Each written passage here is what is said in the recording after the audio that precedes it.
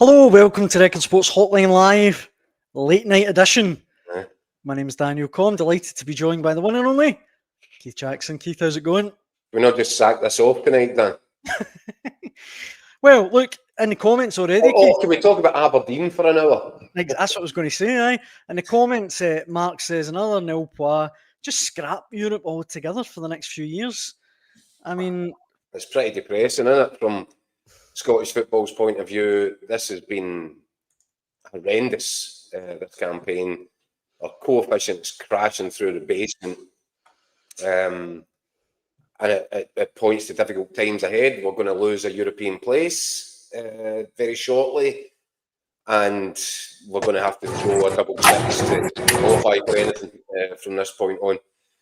I mean, I don't know. I took a few notes up tonight. Desperately disappointing.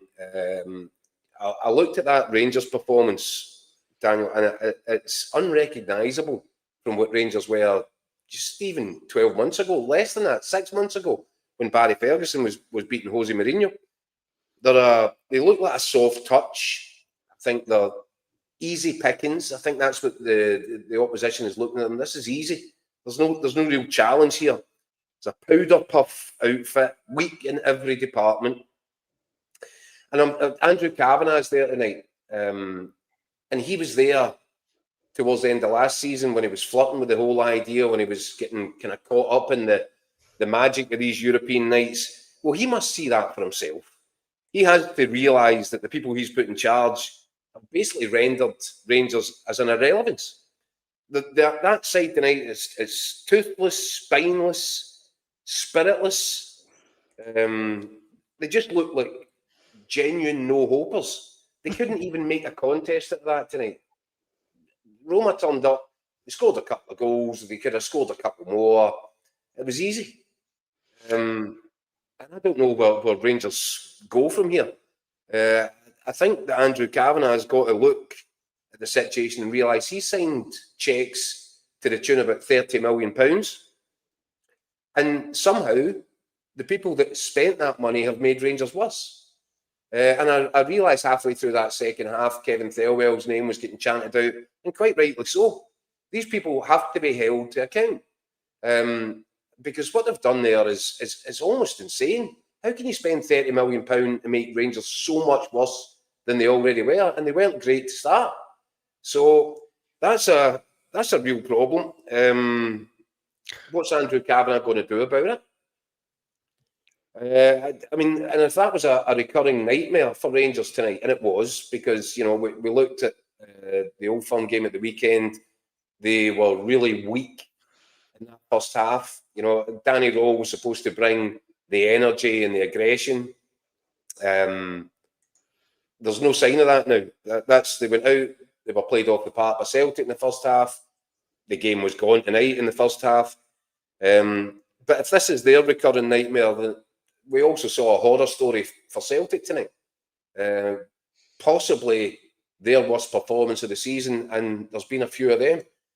So, yeah, big problems for the two of them. Another guy who was there, Keith, along with Andrew Kavanagh, was our very own Andy Newport. Andy, kind of fair comment from Keith? Yeah, it was a really, I would say, sobering night for Rangers. Yet another sobering night for them that they suffered in this campaign.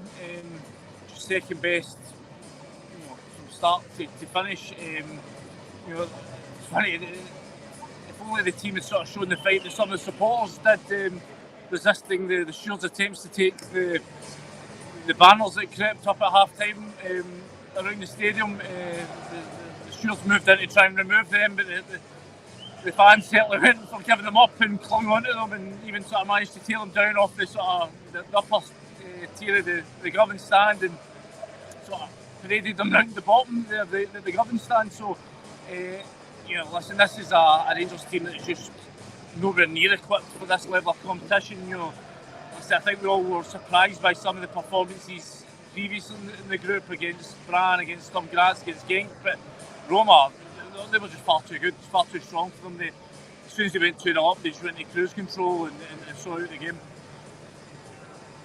I mean, I think that pretty much sums it up, Keith, doesn't it? I mean, you mentioned it yourself. Roma probably in third gear most of the game. Yeah, listen, they did what they did. They got themselves in front. I think once again, Giga is to blame for the first goal. Ball watching, dreaming, I don't know what he was doing. Totally lost his man. Easy back post header, nobody on the back post. Second goal, I think Big John Suter, who could hold his head up high tonight, I think, but he got wrong side of his man, get turned, really easy finish. And nobody covering on that side, on the right-hand side of the defence. These really sloppy, easy, soft-touch concessions. And you just can't survive at this level. And by the way, Roma, from that point on, they weren't busting a gut. They knew they had it under control. They knew Rangers were offering nothing. Chermiti up front, nothing. When he got his opportunities, he made a mess of them. Sorry to jump in, because I know we've only got Andy for another couple of minutes, but Yeah. I wanted to ask about Chermiti. What did you make of his performance tonight, Andy? Do you know what? I mean, I thought it was probably his best display in an Rangers jersey so far, but I don't think that says much. I mean, certainly he got himself involved in the run of play. He was more of a focal point than we've seen him be. He helped the ball up well at times, but listen, when you pay £8 million for a striker, you're expecting some end product. He had two big chances, one in each half, and took neither. And listen, that's what his reputation is going to be judged on. It's whether or not he can score goals and big goals at important moments. And he had, as I say, two huge chances tonight, took neither. And that is why fans will rightly question his signing, will rightly question Kevin Thelwell and whether or not he is the man to lead this January recruitment drive. Because right now, there is little evidence to suggest that he should be allowed anywhere near a Rangers checkbook, because he's had £40 million to spend this summer. And he's managed to make a team that was last season arguably one of the worst Rangers teams in living memory even worse, which just seems remarkable to me. And just before we let you go, Andy, I mean, a couple of the fans asking, why did Giga and Chermiti start again after Sunday? Why were they even in the starting lineup? Only Danny Rowe and I assume Kevin Thelwell might have had some input into that, because like Giga was a bag of nerves at Hampden, and he was just as nervy tonight. And then Chermiti, I mean, I don't know. Part of me thinks that if you've spent £8 million on this guy, you need to give him a chance. You need to try and play him into form, and that's what it looks like they're trying to do to me. They're trying to give him the games and hope that he'll spark, that he'll show something, to live up to this potential that Kevin Thelwell seems to think he has. But I mean, there's just so little evidence to suggest that he's ever going to cut it and is ever going to provide the kind of return that Rangers were hoping for, having spent such a huge sum. Andy, I need to pick you up on that. Are you saying that you think Kevin Thelwell is influencing the team selection? No, but I imagine that, when Kevin Thelwell's when Danny Rowe's been appointed, he's been given some sort of, remit in terms of what it's to do. And listen, I think, it's no surprise when a manager comes in that he will go with the guys who have been signed for a lot of money this summer, that they will, you can really see that Lyle Cameron seems to be the one paying the price for that. He wasn't obviously a Kevin Thelwell signing. He wasn't a Russell Martin signing. Right now they're focusing their price to what extent is that working? Not much that I can see right now. Andy, I know you've got post-match duties to get on with. Thank you so much for joining us in the Hotline Live. Massively appreciate it. Cheers, mate. Cheers, Andy. Cheers, Andy. Andy Newport there. Always good to have him on. We've got plenty of comments coming in already, Keith. And if you're watching at home, let us know what you thought of tonight's results. Before we go on to them, Daniel. Of course. I think there's a really important point here. And that's why I asked Andy there what his thoughts are. Is Kevin Thelwell influencing team selections? I strongly suspect that he is. I strongly suspect that that's part of the reason that Danny Rowe, a 36-year-old guy with, one full season as a manager under his belt, got the job. I think that he would have taken it in just about any terms. And I think that other people Rangers were speaking to made it clear that they weren't going to be dictated to or influenced. And I think it's a huge problem. I genuinely think it's a massive problem. And if you look at the individuals that are being played, that are getting game time, even by the end of Russell Martin's time in charge, the penny had dropped, and he realised he was playing as many of the players that weren't brought in over the summer as he possibly could. Since Danny Rowe's come in, then I think the data will show you that you know they have returned to playing the players, as many as possible, that were brought in over the summer, and their downgrades in every single position. This is it's borderline a disgrace of a Rangers team. As Andy said, they weren't great last season, but by God, there'll be Rangers fans out there, you know, pining for the days when Barry Ferguson was in charge, and you know, at least making them competitive, at least making them fight, scratch, and you know, put up a contest. This Rangers side looks incapable of that. And Danny Rowe, when he first came in, I think there was that little bounce. There was a little bit more energy and aggression about them. Not now. It's gone already. I just get the feeling that this goes from bad to worse. And I keep coming back to it. How many times have we said it? The only person that I think is sitting there rubbing his hands right now is Derek McInnes. He'll look at that Celtic performance. He'll look at that Rangers performance, and he'll think, my God, the stars really are aligning here. What a chance. Because this pair are terrible. Aye, there's no denying that. I think, as I mentioned, we've got some comments. Before we come to some serious comments, Keith, I need to stop off for a visit with our pal Gianni, who's been in touch. He said Daniel's wee missus will be delighted. He'll be heading to Louis Vuitton store for a Christmas after an easy banker as predicted. He also says nearly fell asleep watching that. It was like a training game, dire straits for these two sides. Is this the worst you can remember, Keith, in your fair age? 100%. 100%. And he's absolutely right. That's exactly what I felt. That felt like an exhibition match in the second half for Roma. They didn't have to try. They didn't have to get out of second gear. They had it won. And do you know what? Ibrox felt and looked like Ibrox should feel and look before a ball had been kicked. The fans did a great job with the tifo, or whatever they call that. Looked sensational, and it had that energy and a bit of excitement. It took zero time for that to be drained out of them by this team. Honestly, I don't know where you go with it. But I think Andrew Kavanagh is now at a point where he has to really take a look in the mirror, have a good think about what that place was like before he actually bought control of it, how it felt like when he was there preparing to get the takeover over the line, and what it's become.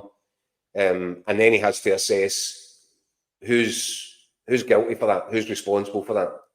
And it's the people that he's put in charge. It's his chief executive, it's his sporting director. I noticed even just a couple of days ago, Kevin Thelwell was putting out advertising another role as director of football.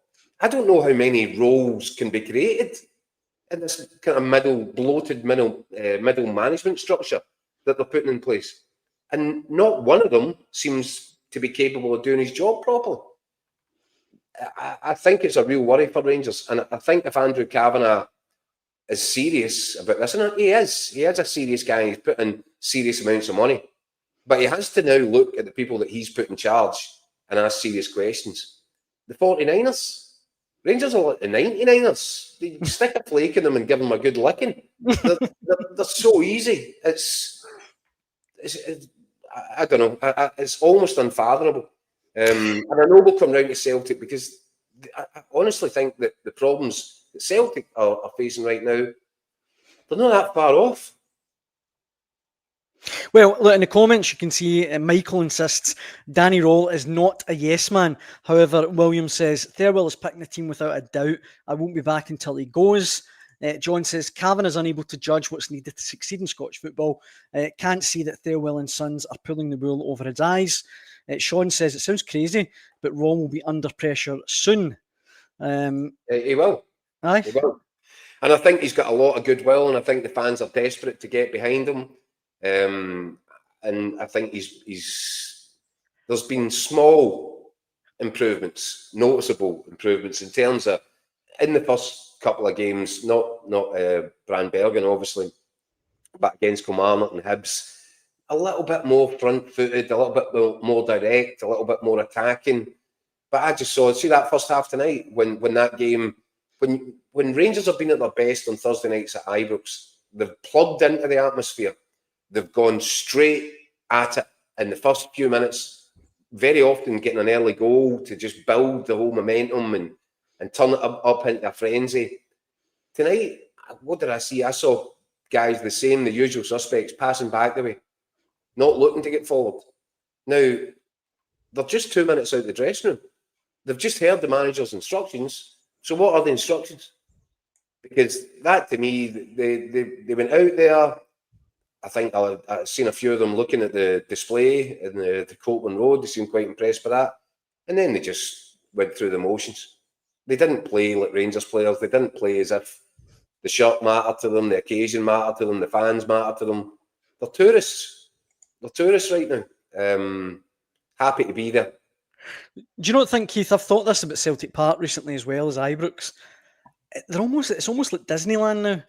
Like, see the opposing players that come to both stadiums. Oh, I love it. They've heard in the past, horrible place to go, you've not got a victory there. But now they come, they see the Tifos, amazing stadiums, amazing atmosphere, and go up the road by 2 or 3-0 win. And go back home and say that was brilliant and really enjoyed that. Exactly. Now, if you remember, Daniel, what Derek McInnes said about just when he got the Hearts job, he said this exact same thing about teams love coming to Tynecastle. Great stadium, great atmosphere. They really enjoy it and they walk away with a point or 3 at the end of it. And he said he wanted to make sure that Tynecastle became a place that people didn't want to go to, they didn't enjoy going to. Yeah. But you're absolutely right. It's a bucket list now, isn't it? You can go to Glasgow. Roma have been to Glasgow now, taking away 3 points, and they'll think they can do the exact same thing against Celtic, and they probably will. And I'm sure they'll enjoy the experience there as well. I'm sure they will. Let's see. But Celtic, we've mentioned them a couple of times, Keith. Time's getting on. This comment here that I need to read out, if I can find it. There's a couple of people wishing that it was just a dream Celtic played tonight. I can't find it. My screen's frozen on me, but I think it's Scott. Celtic didn't play tonight. It was just a bad dream. I caught up with Michael Gannon and Craig Swan in Denmark just after the full-time whistle. And it was actually, I think you'll find this quite interesting, Keith, really strong reaction from both of them. Let's hear what they had to say. Joined on Hotline Live now, all the way from Denmark, by Craig Swan and Michael Gannon. Guys, tough night for Celtic. It certainly was a kind of fairly familiar night for Celtic, to be honest with you. We're just saying Celtic away from home in Europe. It's been a familiar tale of woe, I think is the good old tabloid phrase that we would use, wouldn't it? Yes, it's not been good. The record over the years has been terrible, and we knew it was going to be a tough game for Celtic tonight here because of the way the Dens have started their campaign. But my word, Celtic made it easy for them. Somewhat first half. On that, Swanee, I mean, the three of us did agree, this is going to be a tough game, but I didn't realise it was going to be that tough. I mean, the first half was an absolute annihilation. Yeah, and to be honest with you, listen, we've been in this movie before about the second half was better and it was resilience and character and all of that. The Danes had the game won and just playing at that point, just fiddling around at that point. They could have. There was a real feeling that they could have scored it well. They were really good. Like you say, that first half was 3 on 33, honestly. Oh, it was mad. I mean, complete bleaching. And I'd like to say, they made some substitutions second half and took off some of their danger men. And it was never going to be, there's never a comeback in the game. I mean, I thought Celtic were pretty abysmal, really, from start to kind of finish. And then obviously the injuries to Callum, even the minor crumbs of comfort, things like Callum Osman being a wee bit more lively. He gets injured, he pulls a hammy, has to go off. Arnie Engels limps off with another hammy. It's just a pretty abysmal all-round night.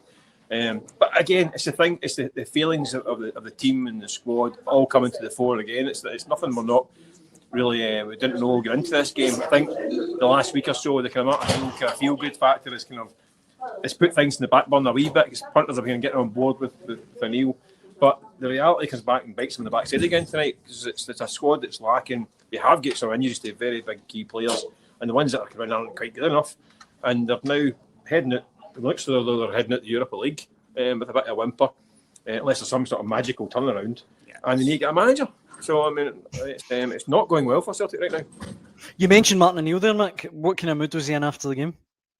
Yeah, he spoke to me. He was just said it was really disappointed. He wasn't happy with the level of defending. He spoke about how it was a lesson. He said Midtjylland gave Celtic a lesson and what it's like to what you need to be a strong European team, which is quite an eye opener in itself for Celtic Football Club. To be perfectly honest with you, when you compare budgets and things like that, listen, we talk about this till we're blue in the face, but Yeah.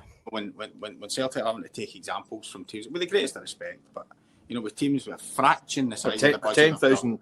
I mean, yeah. Aye. No, I completely agree. Night and day. And we speak of all these different clubs in different countries, and it just once again shines a light on whatever is going wrong in the Scottish game in general. It's an eye opener when you come to stadiums like this and see the champion team from your country being wiped away so easily. I know you're saying Scottish football, Swanee, but listen, Rangers got to the European final 3 or 4 years ago. Yeah. The last time Celtic won a knockout tie in Europe beyond Christmas was under Martin O'Neill first time round. Crazy. And listen, the Celtic board can say we're doing it right, we're sure we're successful, we're doing things the proper way. That is the evidence that it's not, something's not working properly. Celtic in Europe have been an embarrassment for too long. This campaign, I think last year they made strides in terms of league. It looked as though they were progressing. This year is 2 steps backwards, it's 5 steps backwards, because now they've got Feyenoord, Roma and Bologna up next. And then Utrecht need to at least 2 wins and probably a draw to very chance. You see it happen? No, you're right. So it's a wider. It's a poor performance and a poor situation right now on a wider context of 20 years of pretty much failure in Europe. Let's be honest. As I say, I think the Scottish game it does under the microscope, but Celtic in their own right are under the microscope. Yeah, and to be fair, that is fair comment. That's more of a Celtic thinking. Considering how many years they have been the champions, to have that record that you talk about is it's woeful. It's woeful.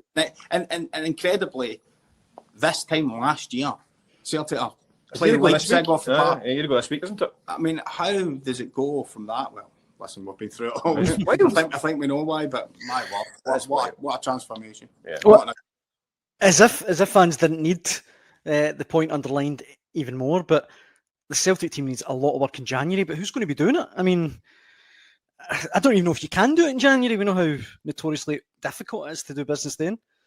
Yeah, I know. And the manager thing needs to be sorted out. I mean, Martin's talking tonight about educating the team and being the teacher and trying to teach them things and all of that. But, I mean, how long is he going to have to do that? You know, I mean, this needs to be sorted one way or another. January is one of the major reasons for that. And, you know, a football club should be running, the recruitment department should be getting things organised for January regardless who the coach is going to be. But the coach has got to have a say in it. Yeah. Celtic need to decide quickly and decide now what's happening here. Is it going to be Martin and Sean Maloney for the rest of the season? Are they going to go and get a new manager? But we talked about this on Hotline Live last night. It's a kick can down the road. And then something like tonight happens and everybody goes, oh, no, that's not the way forward. Well, what happens? Do they win 4-0 on Sunday and then everything's okay again? Yeah. They just need to get it sorted one way or the other. Yeah. The January window, they usually, excuse me, a tough window. Celtic, at very best, will have qualifiers, Champions League or Europa League qualifiers next July, August. The work needs done in January. How many years does Celtic not do the work in January and then they catch up in the August? That cycle can't continue. But the manager is a big issue. I mean, listen, the Martin O'Neill thing for 10 days has been giving some partners a bit of enjoyment, but it's not a long-term solution. It really isn't. That needs to be nailed down. The international break coming up, that needs nailed down during this international break. We need a manager in the door and just let them start building, and that building work's got to start in January. Because this squad just now is majorly wanting. Well, I mean, that's sort of just to finish, guys. On one hand, I was watching the game tonight and thinking, well, you can't really blame a lot of this on Martin O'Neill. Look at the squad. But then on the other, it seems that maybe the attitude now is, thanks, Martin, but we need this new manager in. Well, I think something is this needs to be resolved. It needs to be resolved and quickly. I don't have the answer. I mean, is Martin O'Neill completely to blame for what happened? Listen, no, nobody went overboard after the wins over. Well, maybe a lot of people did. A lot of people did, but the majority of sensible folk didn't go overboard after wins over Falkirk and the 10-man Rangers. In the same way, they won't go overboard the other way. The problems lie much more deep-rooted than Martin O'Neill and Sean Maloney than what happened tonight. The things we just spoke about. Yeah. But all we're saying is something needs to be clarified quickly on this. Yeah, listen. I think Martin's come in and he's done it. What he needed to do was be a kind of unifying figure, lift a bit of the mood, and he did that. But now that week's out the way, it's kind of back to the reality. I was going to say 10 days and that mood's gone now. Because it's the same old problems getting exposed, and the same old problems need to be fixed. And it's not going to be a quick fix, that's for sure. But a new manager has to come in, assess what he's got, and then get into the window. So Celtic can't afford to hang about. Because I, like you say, it's quite unbelievable how they managed to get themselves out of this situation. I know they've been unlucky with injuries. I mean, Carter Vickers, Jota, Arthur Johnson, that guy's been out for a while. I mean, injuries are major problems, but Celtic meant to be a big team, a big club that should be able to cope with injuries. Yeah. Everyone, but I mean, that's Midtjylland seem to manage it. They seem to have got the recruitment right. They're a modern thinking. They know this Moneyball method they've got that's been famous for a few years. Whereas, what's Celtic's strategy? I don't know. And at the moment, I don't know what the manager's going to be. Guys, it's always a pleasure. Thank you so much for joining us on the Hotline Live. Safe travel up the road when the time comes. Okay, thank you, Dan. Yeah, way early in the morning. See you soon. Cheers, guys.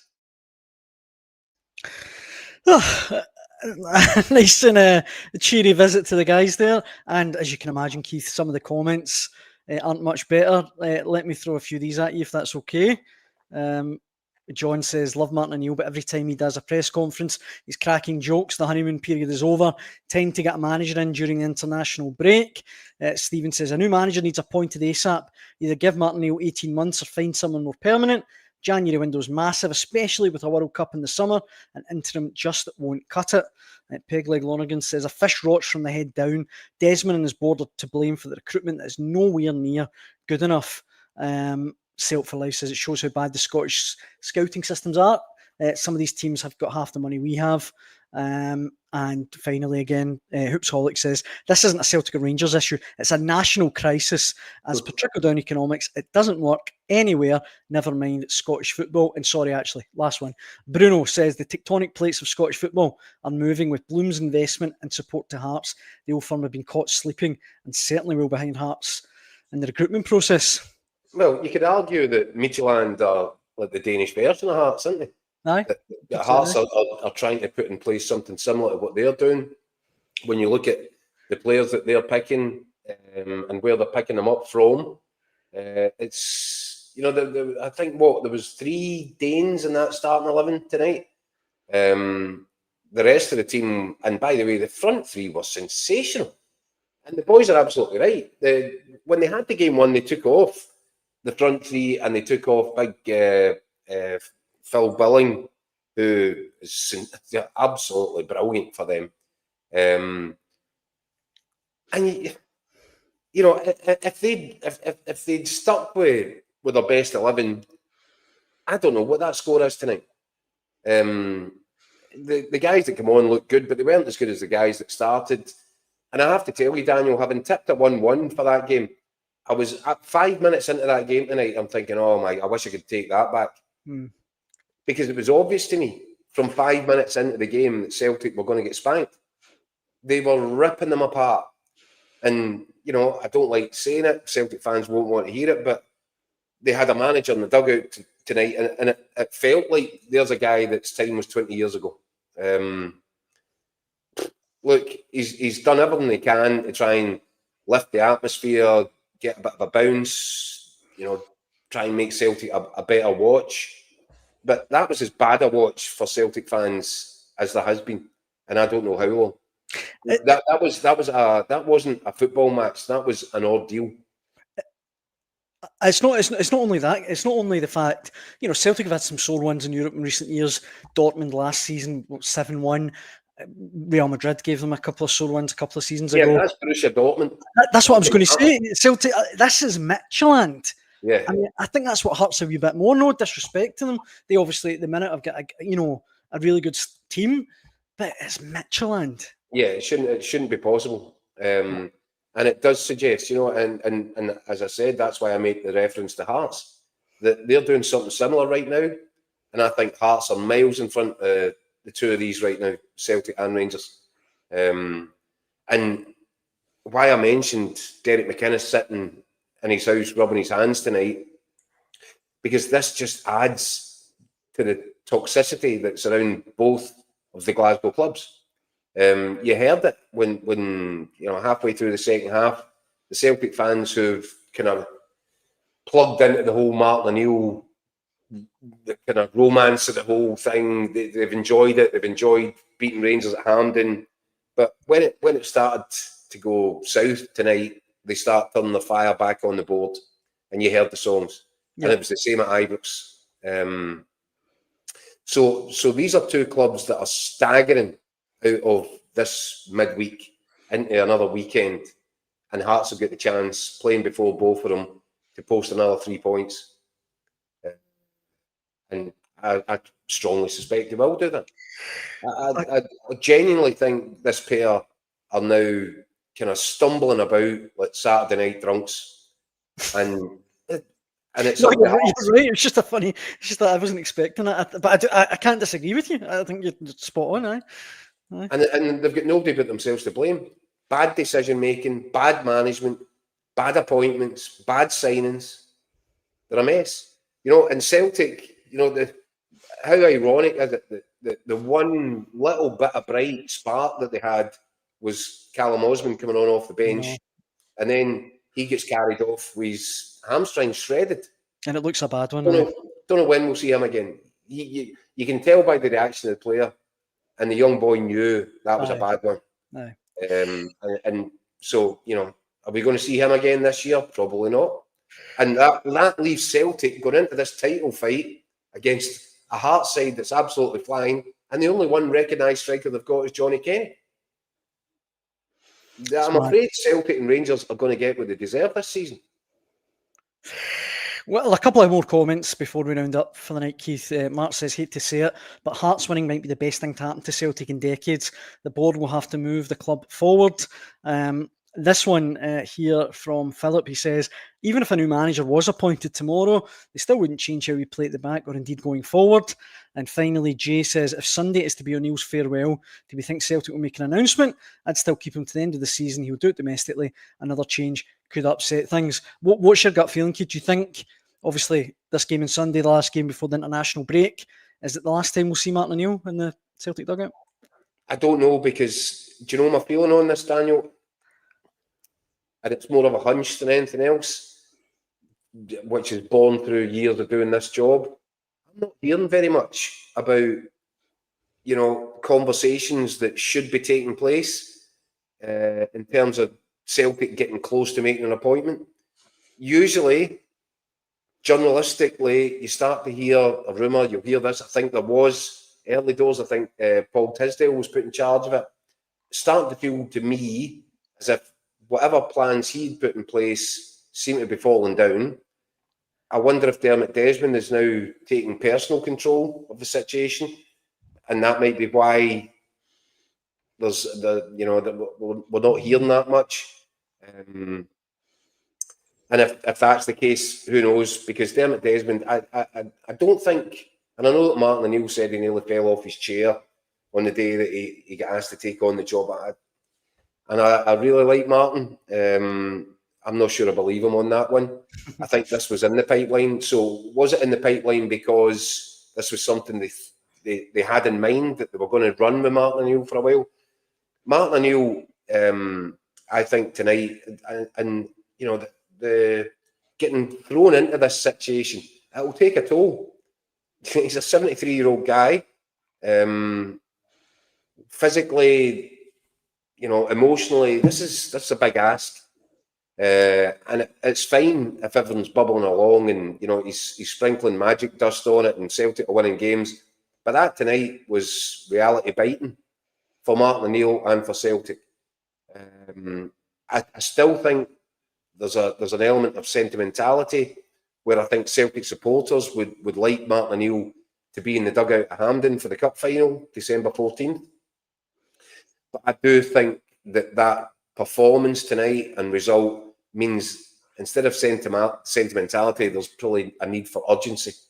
And Celtic need to address this and make a decision on, and by the way, the decision could be we're sticking with Martin O'Neill, but come out and say it. Tell the players that you've got this guy at least until the end of the season. I don't know. I just feel both of these clubs have somehow managed to dig themselves into very deep holes right now. I don't know how they get out of them. The very last thing, Keith, before we wrap up, Sean says, who had Aberdeen as the only team to get a result on their bingo card? Unbelievable. Pegleg says, well And by done, the way, Aberdeen. thank you, Aberdeen, because you know what they've done there. That was a really difficult looking tie for them, given that Larnaca, I think, were second in the Conference League. Aberdeen rock bottom. They beat AZ Alkmaar 4-0 and Crystal Palace. Well, but no the fact they beat Crystal Palace tells you everything you need to know. Now, I think Aberdeen might have rode the luck a little bit tonight. I think the Cypriots hit the post in the first half. I don't know how the second half went, but you get the feeling that Aberdeen really had to have all hands on deck just to take a point out of that game. And I didn't expect them to take a point. I thought it'd be a pretty long night for them, but they've actually, they've done us all a favour tonight by taking a point in the Conference League. That's how bad it's got. That's how bad it's got. This is a really bad moment for Scottish football, especially for both Celtic and Rangers. And by the way, Daniel, Rangers have already taken the title of the worst ever performance side in the Champions League.